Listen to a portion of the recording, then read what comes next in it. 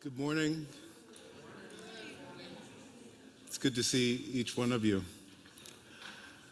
This morning, the hymn,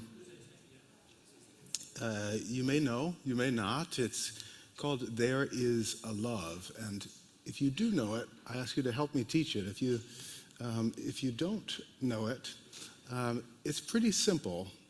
So we'll learn it together, and I bet you'll catch on pretty quickly. The words go like this. There is a love holding me. There is a love holding all that I love. There is a love holding all. I rest in this love. And then it goes, there is a love holding us. There is a love holding all that we love. There is a love holding all. We rest in this love. There is a love holding me. There is a love holding all that I love. There is a love holding all. I rest in this love. Depending on what kind of voice you have, there's a stretch at the top or there's a stretch at the bottom. But everybody gets a stretch. If you're one of those special voices, there's a stretch everywhere. Okay? So enjoy. There is a love holding me. There is a love holding all that I love. There is a love holding all. I rest in this love. And then it goes, holding us. There is a love holding us. There is a love holding all that we love. There is a love holding all. We rest in this love. Excellent. The hymn is a two-part round.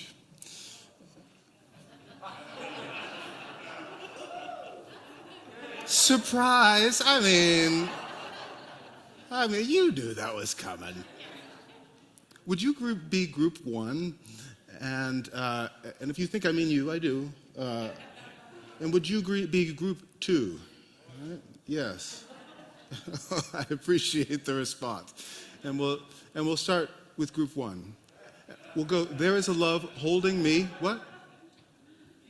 What did I miss? Okay. Are you passing notes in class?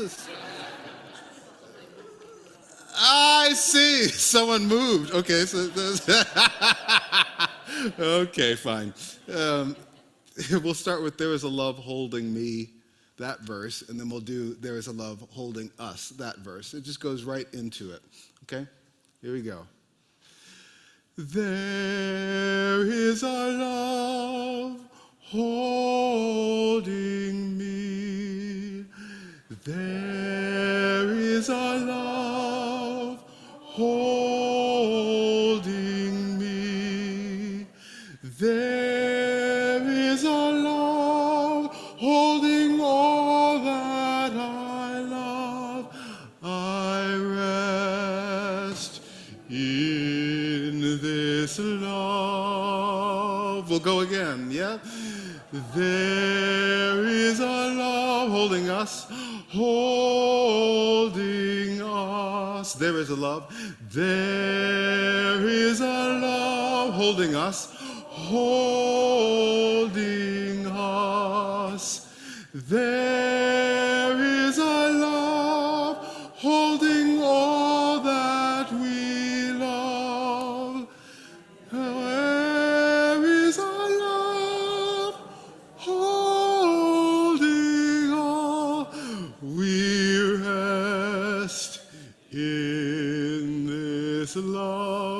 How about a redeeming round in unison? Huh? There is a love holding me. There is a love holding all that I love. There is a love holding all. I rest in this love. We rest in this love. Just the last one. We rest in this love. All's well that ends together, right? Yes. Good morning. It is a joy to be here with all of you. My name is Jen Crow. I'm one of the ministers here at First Universalist, and I love having songs that I can carry through the week and that I hear coming through in my voice or other voices in my household as we sit on the couch, as we get ready for school, as we make our way through our days. So thank you for the gift of music that comes with us wherever we go. Now, it has been a week here. It's been a week of weather. It's been a week of marking the anniversary of January 6th and the attack on our Capitol. It's been a week in our government trying to organize itself. It has been a week for each and every one of us in our own ways, with the ups and downs, joys and sorrows, turnings of the cycles of life. Whatever your week has brought, I am glad that you brought yourself here, whether that's here in person in this sanctuary, joining us online, joining us later in the week or months ahead, whenever you need to be together with this community.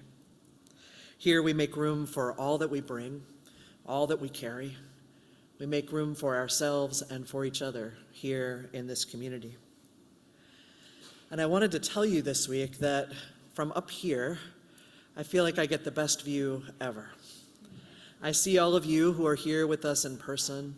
After each service, I go and look through the participant list of who has been joining us online. I bring each of your faces to mind.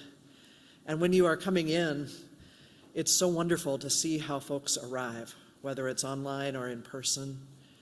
To know that for some folks, they're coming in and finding a space all to themselves, wanting to be alone but together. That for some of us, we're coming to connect. I watch as you make space for each other in the pews or in the chat.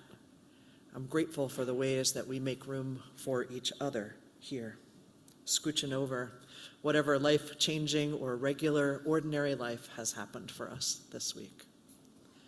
Here in this community, we listen deeply to where love is calling us next. We welcome, affirm, and protect the light in each and every human heart. We act with humility and compassion and courage in service to justice. And we work to end oppression in all of its forms, in ourselves, in our church community, in the larger world, striving to create spaces of love and hope and care for each and every one of us. Today, as we gather, we honor the stories that we carry, and we lift up in community those we have lost this year. This is our annual Remembrance Sunday, a time of stories and memory, of sliding over in our imagined or real pews to make room for all that we carry, trusting that we can hold it all together. There are so many ways to connect with each other and with this faith community. If you're with us in person today, I invite you to join us downstairs in the social hall after the service for coffee and conversation, but also to get to experience 2 new art installations downstairs. Fazia Khan, who I see in the back, a longtime member of First Universalist, has 2 exhibits for us downstairs, both created in the year 2020. One is titled Becoming Visible, and it comes out of interviews with 12 Minnesotan women from all different life pathways and journeys, from original inhabitants to our newest immigrants, with interviews about their contributions to community. using embroidery as a metaphor for the laborious nature of unacknowledged women's work. She manipulated photos of these folks and digitally embroidered images of their eyes on flour sack dish towels, a symbol of traditional gender roles. The installation also incorporates the contributions of these women to Minnesota through summaries of their lives and their stories and the video.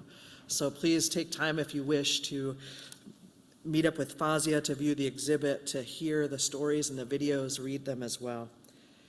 The second installation is titled Persevere, and it was created in response to the profound grief and paralysis that Fazia felt as a result of the pandemic and the murder of George Floyd.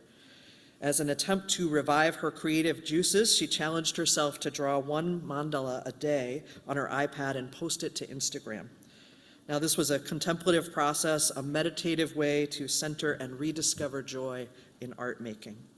It was a much-needed escapist practice that allowed her to refocus so that she could work again on the other exhibit, Becoming Visible. So downstairs, you will experience two different ways of engaging. One, an escapist or a refuge, a retreat in the mandalas. Another, Becoming Visible exhibit, which is intentionally evocative and provocative, and one that helps to tell untold stories.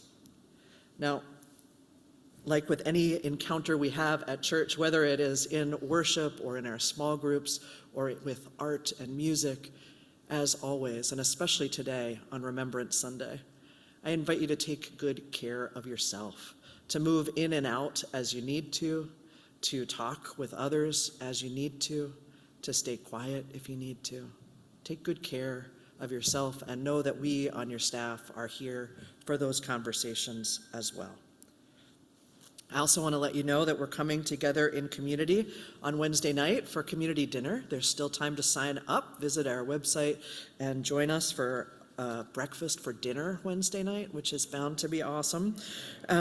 Also, we've got our all-church retreat coming up on January 21st in person and online. And I also just want to share that, as you've probably noticed, someone who is usually here is not here today. We're missing Franco today. He is fine and well, but we're missing something you can't see either, which is the entire keyboard of our piano, because it is time for some maintenance. So the keyboard has been removed for now. It's getting realigned, regulated. This is where Glenn Thomas knows a lot more than I do, but it is getting regulated and will return to us, we hope, on Wednesday. We'll have the keys and Franco back with us next week. So now I invite us to settle in to our bodies, minds, and spirits. This is an opportunity, if you like, to intentionally arrive here. For me, I'm putting my feet on the floor, taking a moment to shake out what I need to shake out, to arrive here and invite us into the practice of intentional breathing together. So I invite you, if you like, to breathe in and breathe out slowly. To breathe in and breathe out slowly.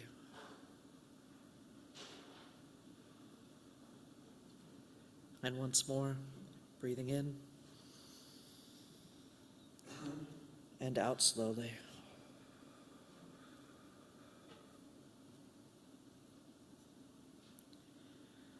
From this space of connection, we remember that our breath is shared breath, star breath, earth breath, dinosaur breath, full of stories we know and stories we don't know. We make room here and now. We make room for the stories that have been attempted to be erased or silenced, remembering specifically the native peoples, the animals, the earth, the sky, who knew this place as home and call it home still. And we commit ourselves to learning their stories and to repair. Come, let us worship together. Charlie, will you join me as we light our chalice? And will you all join me at home or here in saying the words for lighting our chalice? Love is the spirit of this church, and service is its law. This is our great covenant, to dwell together in peace, to seek the truth in love, and to help one another.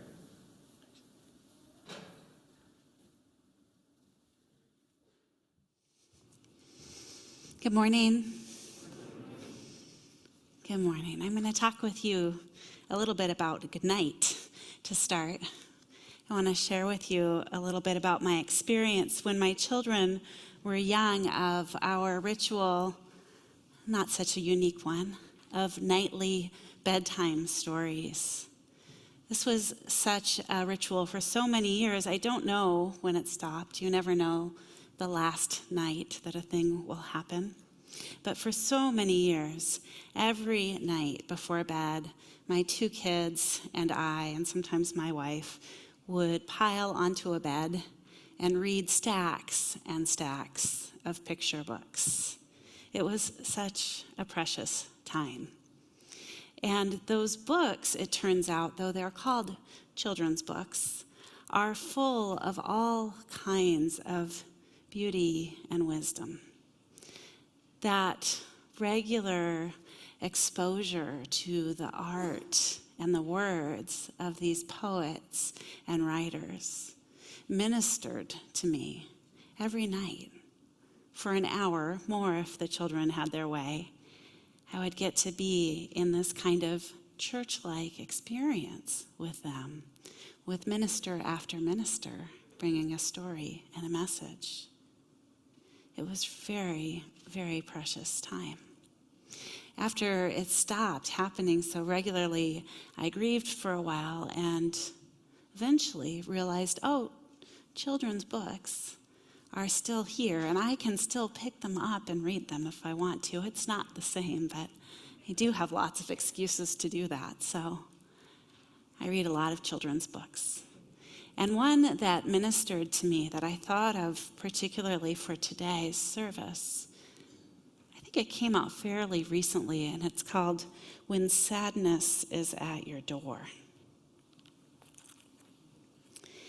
And in Eva Alon's story, you might be able to see here, she embodies sadness as this blue-green, sort of somewhat translucent figure with this posture that is kind of slouched over. And you see in the story that when sadness shows up at the door, the child has to figure out what to do with it. And of course, their first instinct is to try to keep it out, to shove that door so that sadness cannot enter where they live. I bet you can guess already that that doesn't work. We might all try that when sadness shows up. But sadness finds a way in when it needs to. So eventually this child learns what does work. Allowing sadness to come in, acknowledging its presence, and spending time with it in ways that work for both of them. And sadness in this story finds comfort in the quieter activities like reading a book or sipping cocoa or just sitting. In the later pages of the book, the child discovers that sadness is ready to go out of the house. And so they do. They go out into nature together, which soothes them both. The child, it turns out, has to pay close attention to what sadness is ready for, moment to moment, day to day. But when they do, things tend to go better. Sadness is easier to live with when you give it room and listen to what it needs, rather than trying to ignore it. As I read this story, I thought about what it was like for me when my mom died. And for about a month, sadness and I stayed very close to home after that loss. My sadness was with me everywhere, like in this story. Here I have this little blue stuffy that looks kind of like that sadness felt to me. It has this sad little face. And whatever I did or wherever I went for a long time, it was like bobbing along behind me. Even when I slept, it lay down on the bed next to me, and I couldn't really kick it off. It would just get right back up in bed. So I had to learn how to make my life have room for that sadness. Eventually, I felt like sadness and I were ready to leave the house and come back here to church. And we discovered that there was room for both of us here. It was actually on Remembrance Sunday, 6 years ago. We came back into the sanctuary. The light was like the light is now today. The music was beautiful and soothing like it is this morning. And your faces were kind like they are right now. Here at church, we recognize that loss and grief and sadness are part of every life. We know that sometimes we want to be alone with those things, but we also want to be sure that church is a place that they are welcome when we are ready. So I'm going to find a spot this morning, if you'll help me, a spot in the sanctuary where this little expression of sadness can alight, a pew where it can live through this service. Is there a place where my sadness can go in the pew? Is there room for it somewhere? Yeah, there is so much room. Sadness, you are so welcome. Look at that. And if you are carrying sadness today, well, I have 3 more of those little guys.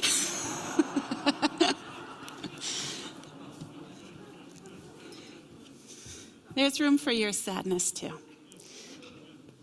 If there's a spot on your pew for a little spot of sadness, would you let us know where it can go?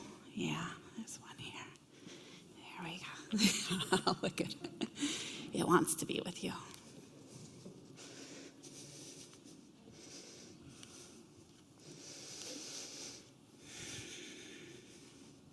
Everything we carry is welcome here. This morning and every time we gather, there's room for us to be whole humans here. Thank you for making that true.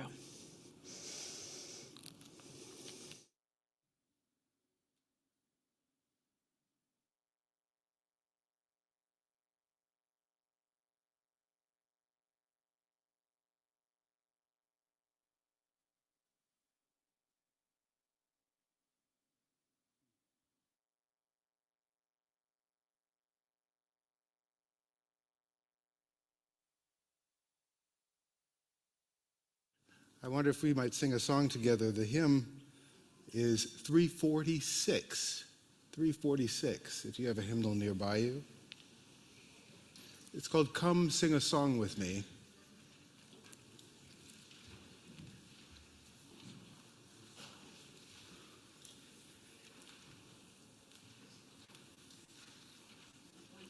And if you're, yes, thank you.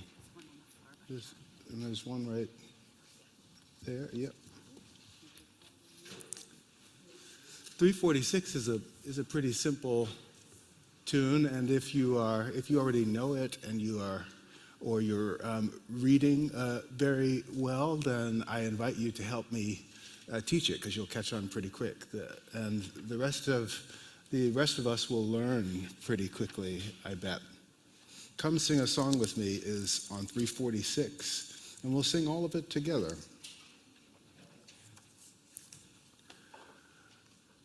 Come sing a song with me. Come sing a song with me. Come sing a song with me, that I might know your mind. And I'll bring you hope when hope is hard to find. And I'll bring a song of love and a rose in the winter time. Come dream a dream with me. Come dream a dream with me. Come dream a dream with me. Come dream a dream with me, that I might know your. And I'll bring you hope when hope is hard to find. And I'll bring a song of love and a rose in the wind. Come walk in rain with me. Come walk in rain with me. Come walk in rain with me. Come walk in rain with me, that I might know your mind. And I'll bring you hope when hope is hard to find. And I'll bring a song of love and a rose in the winter. Come share a rose with me. Come share a rose with me. Come share a rose with me.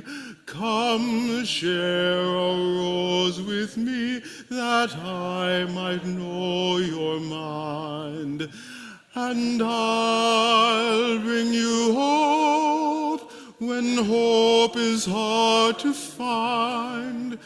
And I'll bring a song of love and a rose in the winter time.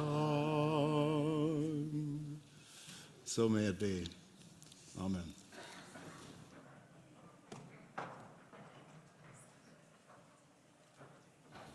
All throughout this building on Sunday morning, there is growth happening, minds opening, hearts softening, spirits deepening.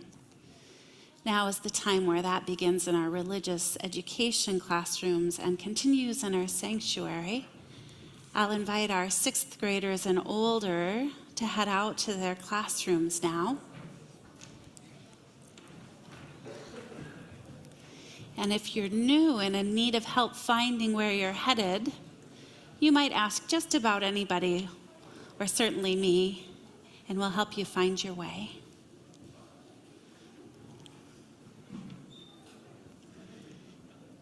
And then we'll excuse our kindergarten through 5th graders to meet their teachers just outside the sanctuary doors in the narthex.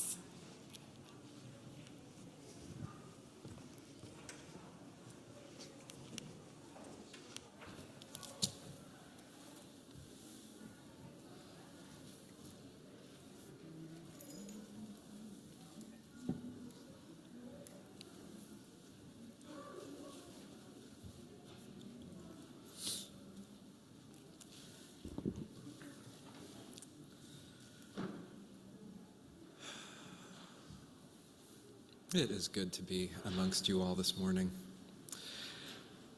Each Sunday, we practice together the rhythms of giving and receiving as we grow together. And part of that involves making space for the practice of generosity. And to start us in that practice, I want to invite Lynn to come on up here and share some special news from the Foundation Board.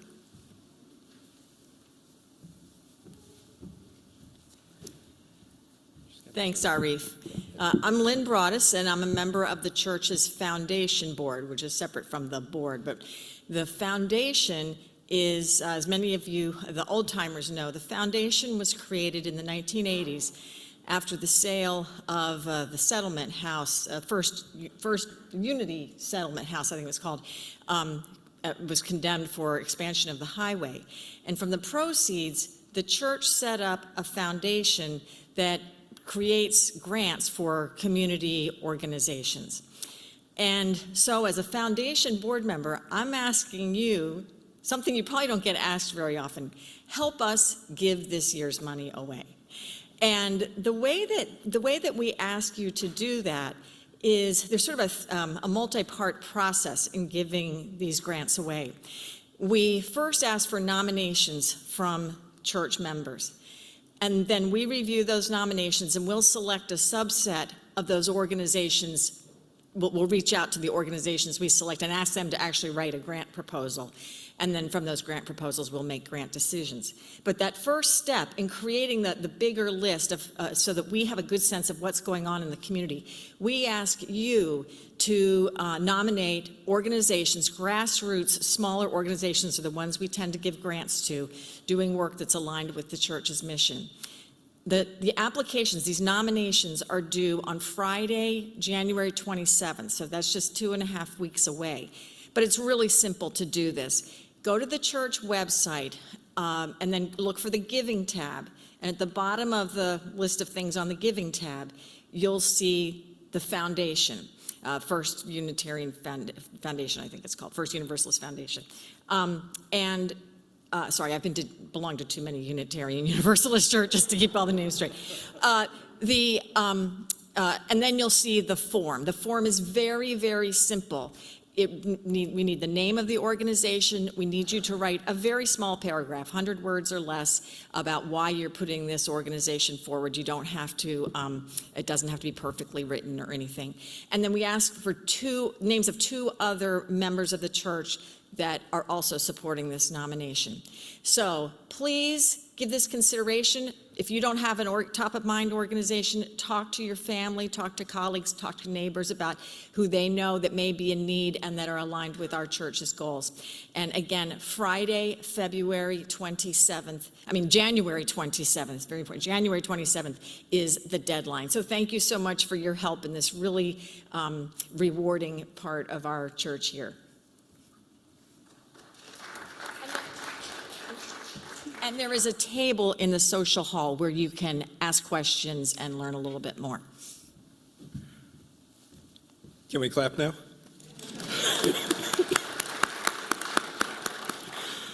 Thanks so much, Lynn, and thank you to everybody who's serving on the foundation board.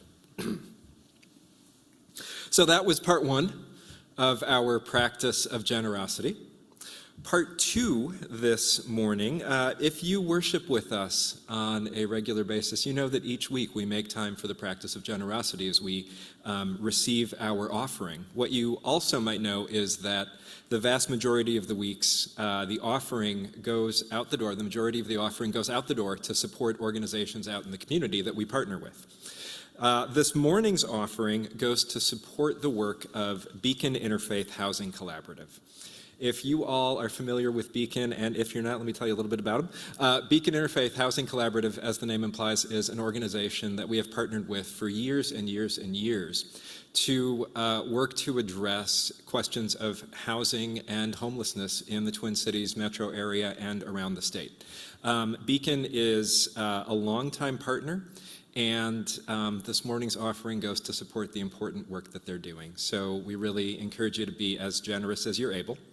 Information on how to give is going to magically appear on those walls and on the Zoom screen. Shazam, there it goes. And of course, you can put cash or check in the offering basket that the ushers are going to bring around in just a moment. I invite the ushers to come forward as we receive this morning's offering.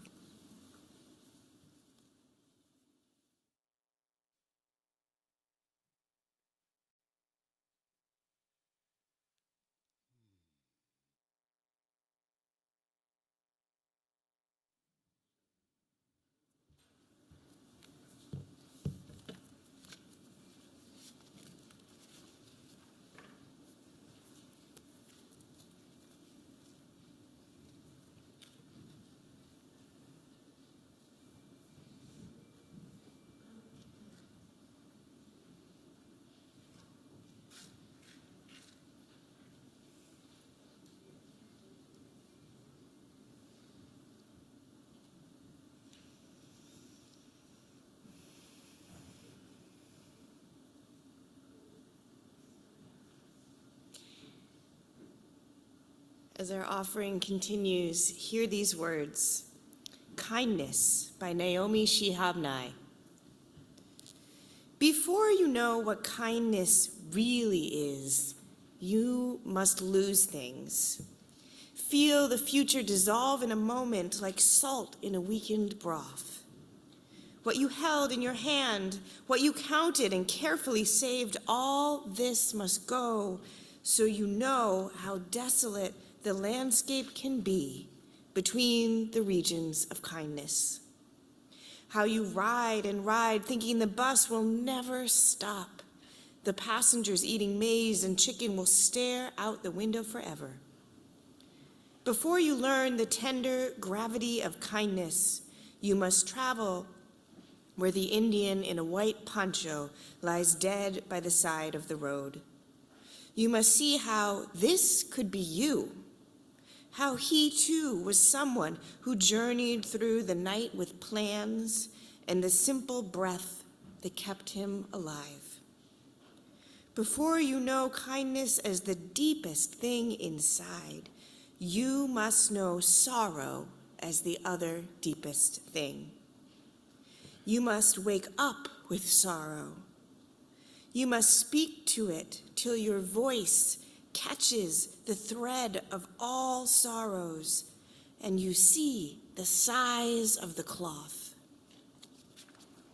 Then it is only kindness that makes sense anymore.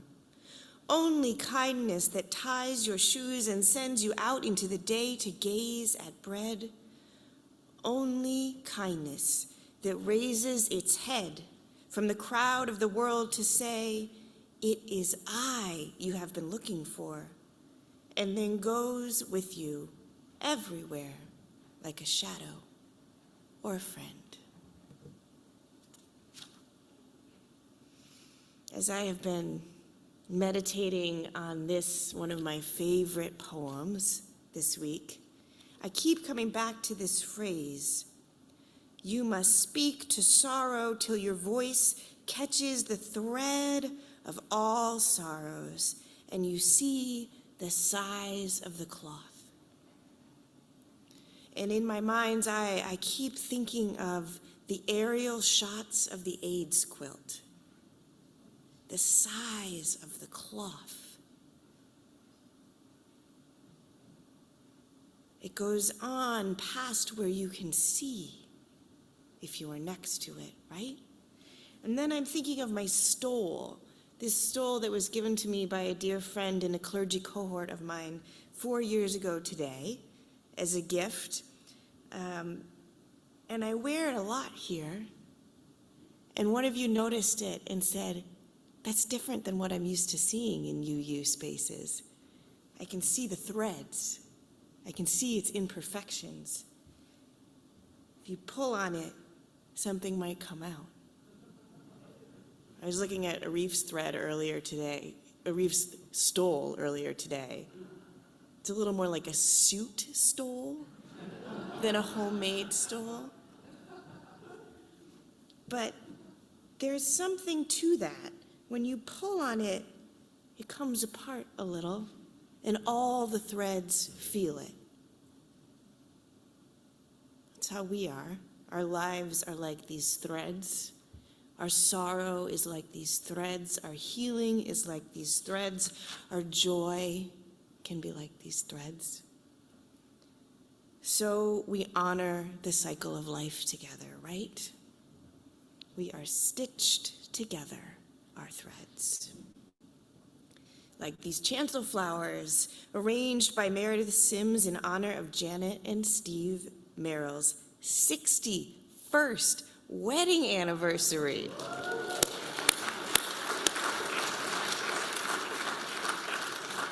Tug on that thread. Said Janet in a recent email, "When my 16-year-old grandson asked how many years it was, I told him, and he said, 'That is too many years.'" Our love and care is also a healing thread with Tracy Van Epps following successful surgery earlier this week. He is our facilities manager and he is healing well. His prognosis is good, and our love and care support him as he continues to heal. Yes, let's applaud for that too. So on this Remembrance Sunday, I invite you now to pause and breathe and meditate on yourself as a piece of that cloth, that giant cloth. When you pull, you realize you are connected to all of our sorrows, to all of our joys, to all of our healing and liberation. May it be so. Amen.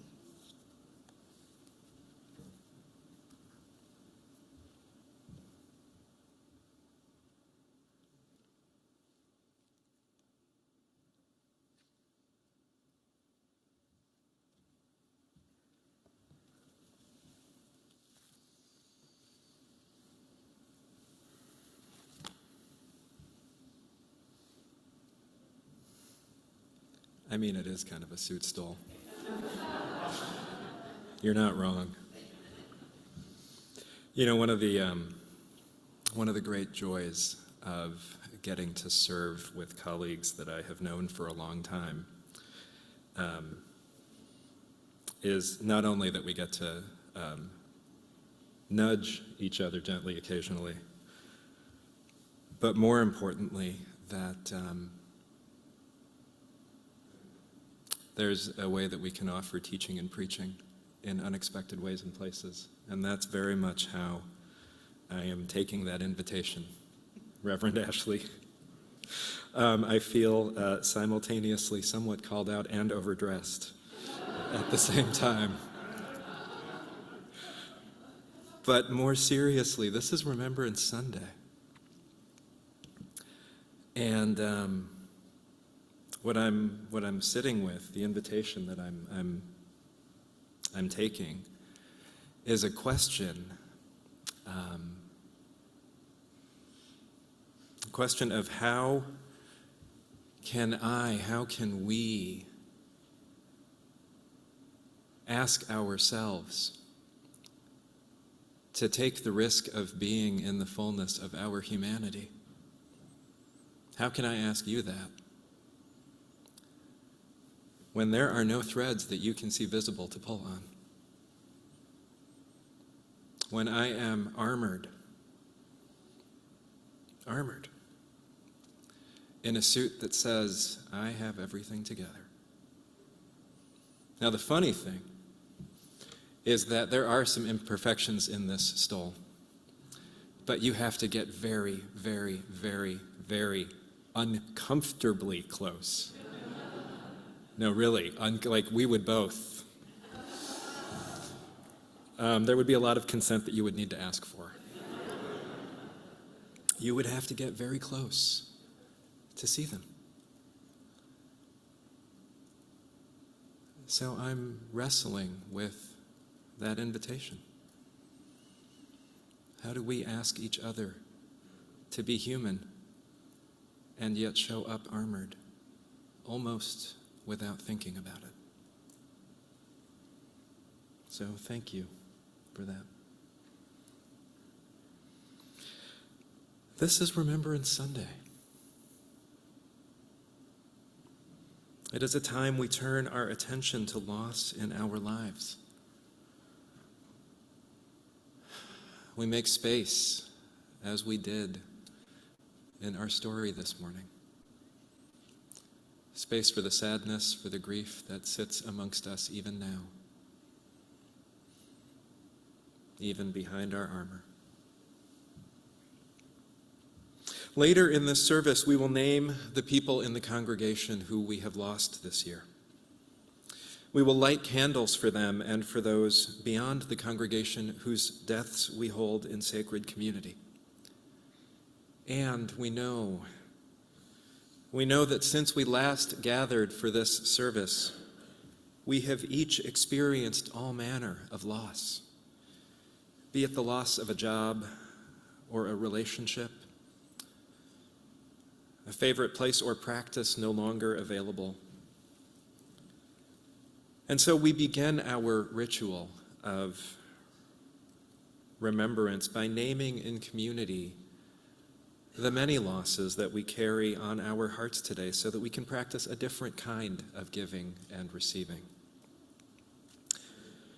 A giving and receiving of a fuller sense of who we are, a time to practice making room for the hard parts of life that touch us all,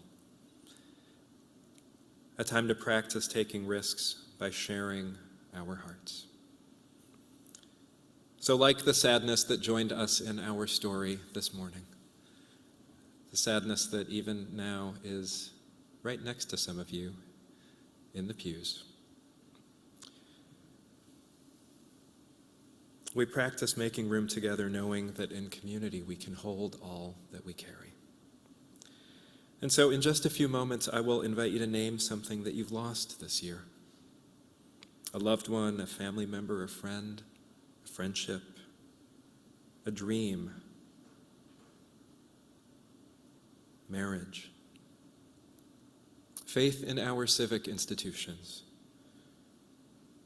Or perhaps as we continue to try to figure out what it means to live with the COVID-19 pandemic, it may be ambiguous loss, a sense that things are changing, that things are changed, that you feel a sense of loss and grief even if you're not quite sure exactly why or what. So give yourself a moment to bring this loss to mind, these losses to mind, and to hold them tenderly.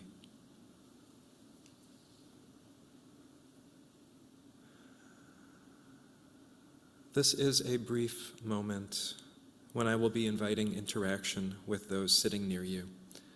And I know that for some of you, interaction is not what you're wanting this morning, and that is totally fine.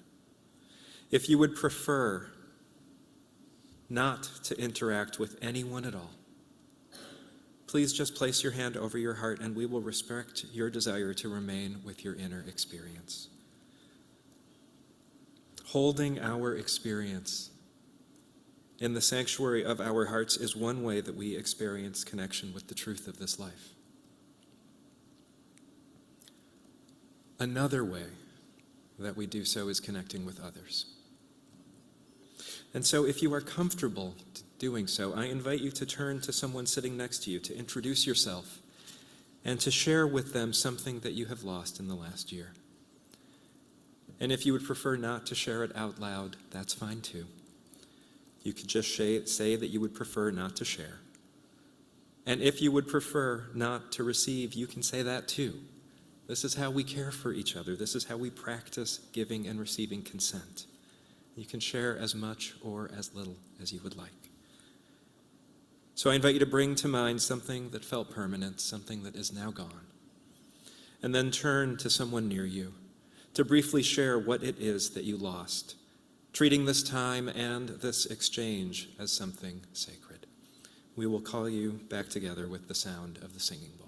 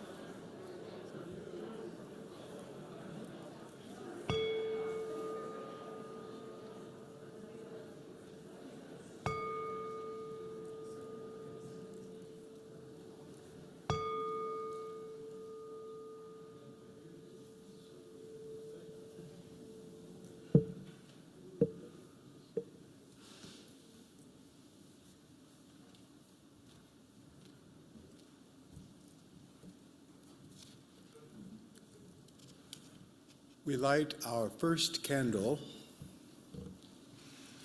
for impermanence, an honest recognition that nothing lasts forever, that things are always changing. If you carry deep grief and sadness today, know that this will not last forever.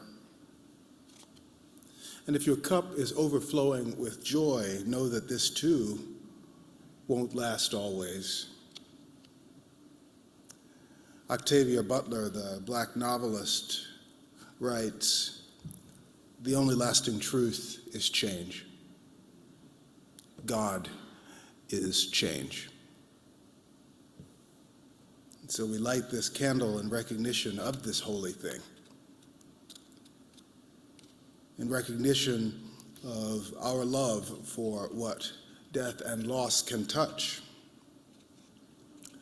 our knowing that impermanence is the nature of being.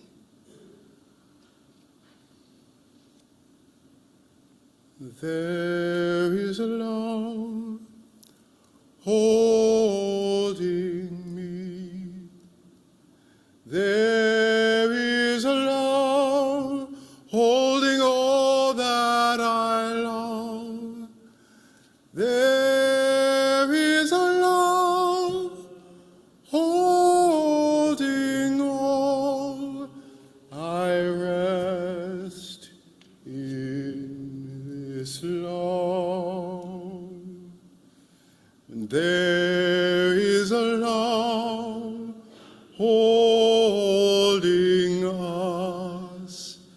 There is a love holding all that we love.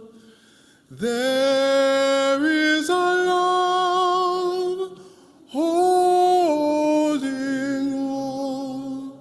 We rest in this love. We rest in this love.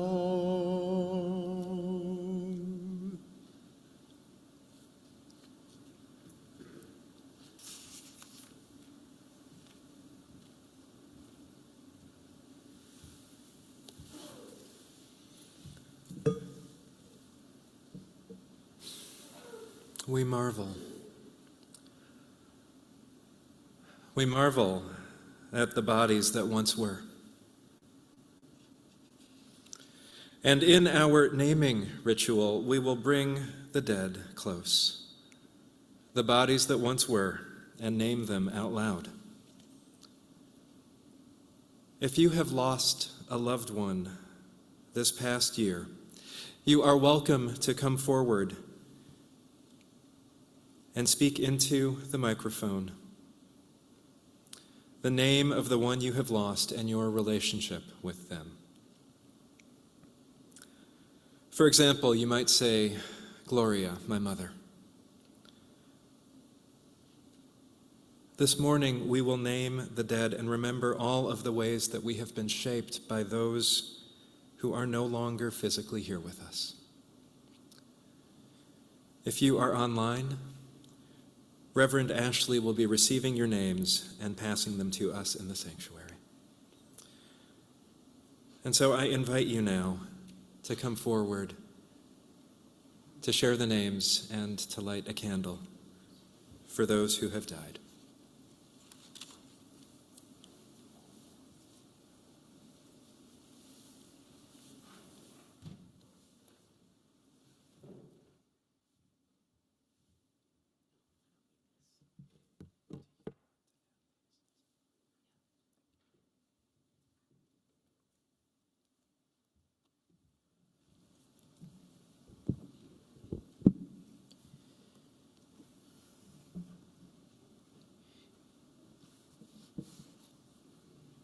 Naming from online, Cosmo.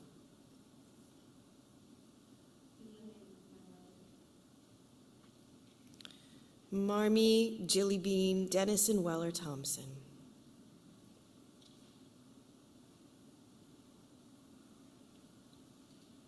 Cheryl,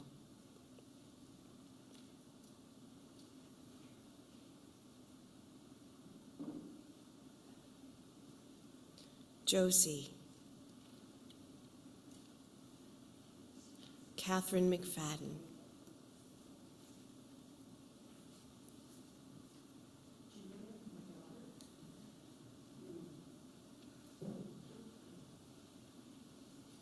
For my mother, Margaret Lewis, lived to be 100 and raised me and 5 other children. Jean Theleman,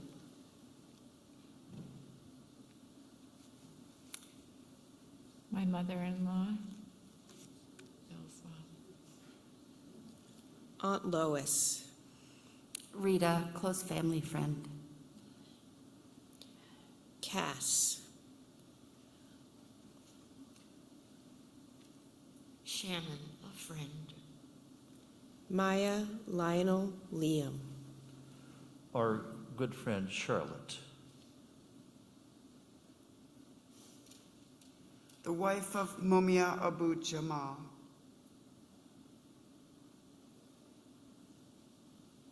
My father, Frank.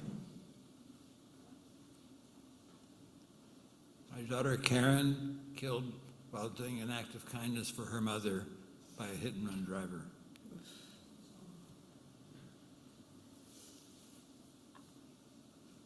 Lad, my uncle. Dr. Paul Chapman, who helped start 2 major functions at the University of Minnesota.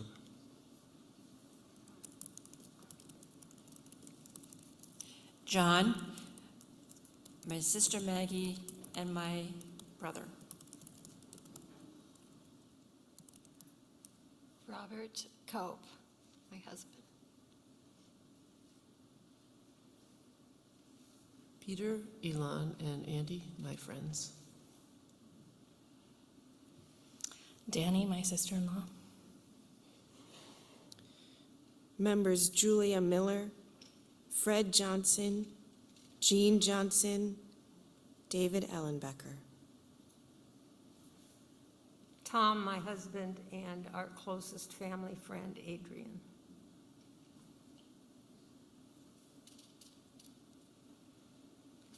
Elaine, my mother.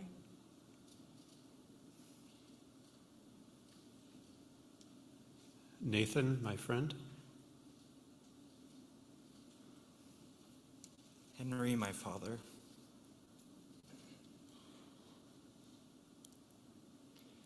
Anina Berud, Vicky May, Phelan Rumley. Dana. My grandmother Patricia and my friend Sunita.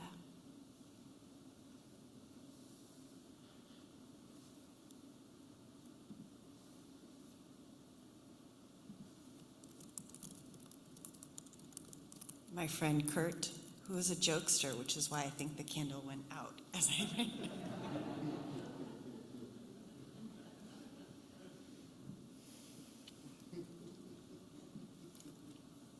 My Uncle Bob and my Aunt Dee Dee.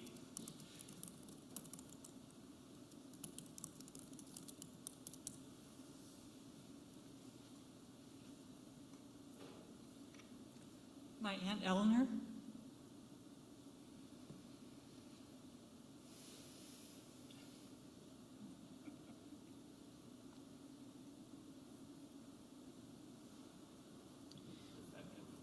It's defective. Bernice McKenzie.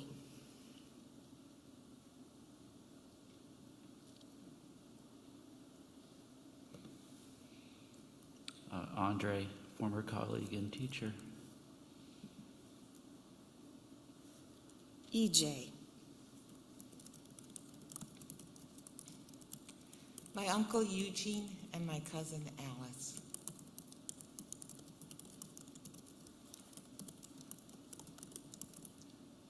My friend Dr. Greg Lehman, a wise and compassionate physician.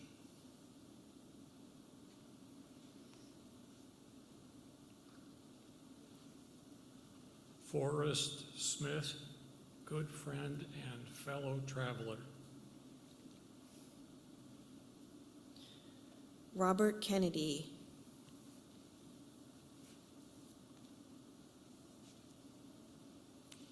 Phyllis, my mother-in-law, and Alan Renee, good family friends. Another Aunt Lois.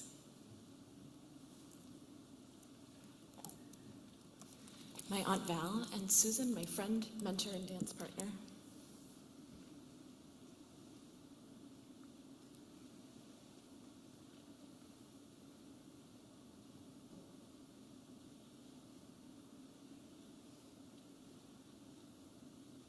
Harry Asher.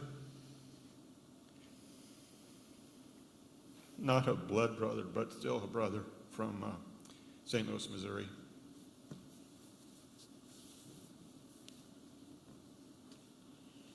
My mother-in-law, Patty, and my mentor, the Reverend Rob Eller Isaacs.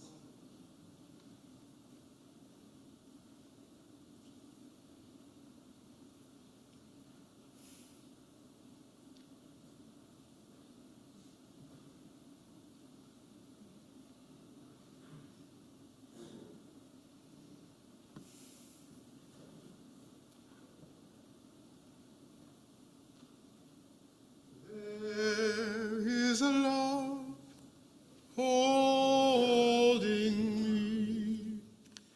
There is a love holding all that I love.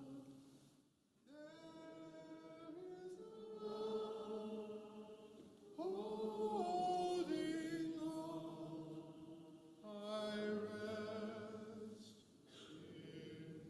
in this love.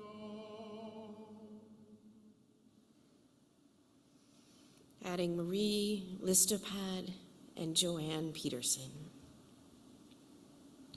And now we light the candle of memory.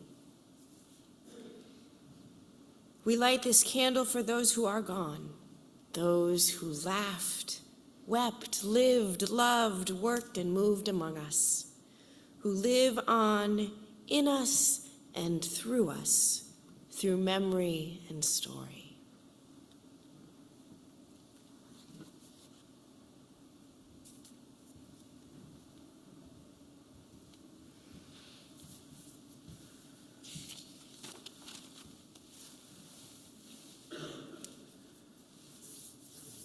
We light our final candle, this candle of embracing, to embrace this truth of our existence. To be human is to know loss. And to be human is to know love. We cannot choose one or the other. It is always and forever both.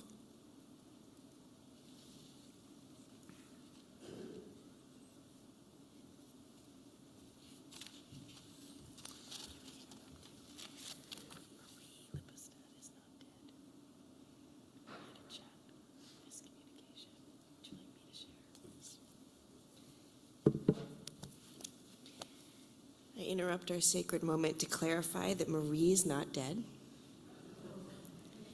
And massive love and apologies to Marie and to all those in the chat and in this space. I read quickly, adding names so as not to miss anyone. She was named, but she was named in a different context. Marie is well. She says on the chat, "I am not dead," many exclamation points.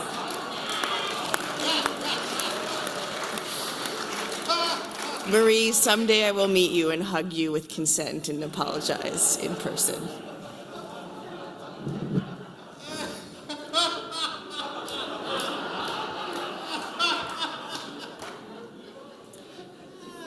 This is the work.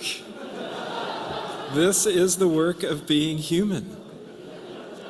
We don't get to choose one side or the other. Right? That is the revolution that we're inviting this month. Right here.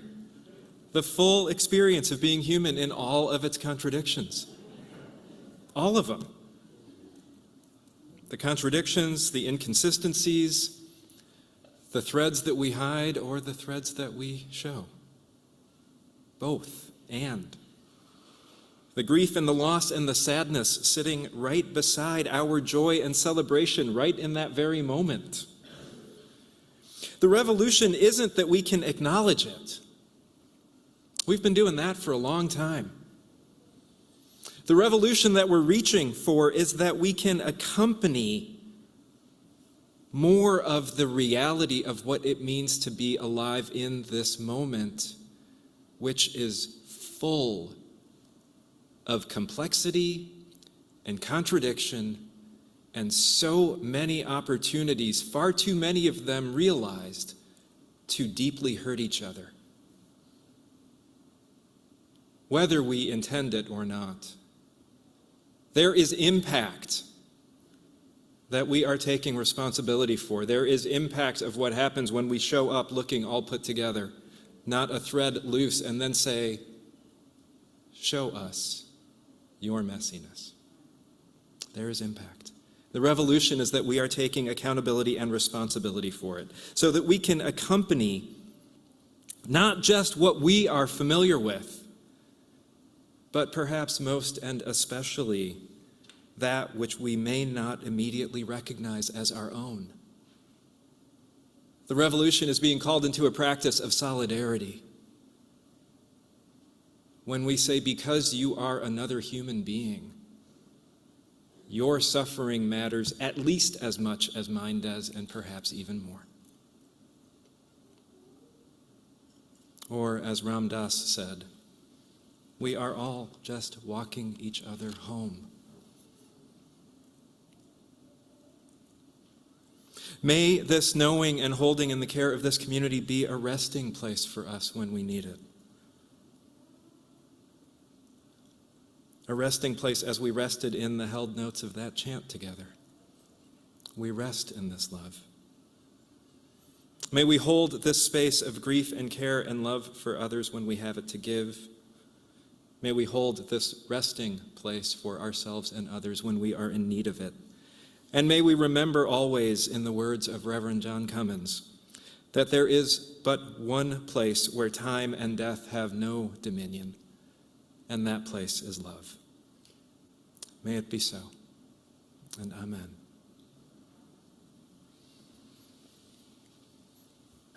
Where you go, I will go, beloved. Where you go, I will go. Where you go, I will go, beloved. Where you go, I will go. Sing with me. And your people are my people. Your people are mine. Your people are my people. Your divine, my divine. One more time. Where you go? Where you go, I will go, beloved. Where you go, I will go. Where you go, I will go, beloved. Where you go, I will go. And your people are my people. Your people are mine. Your people are my people. Your divine, my divine.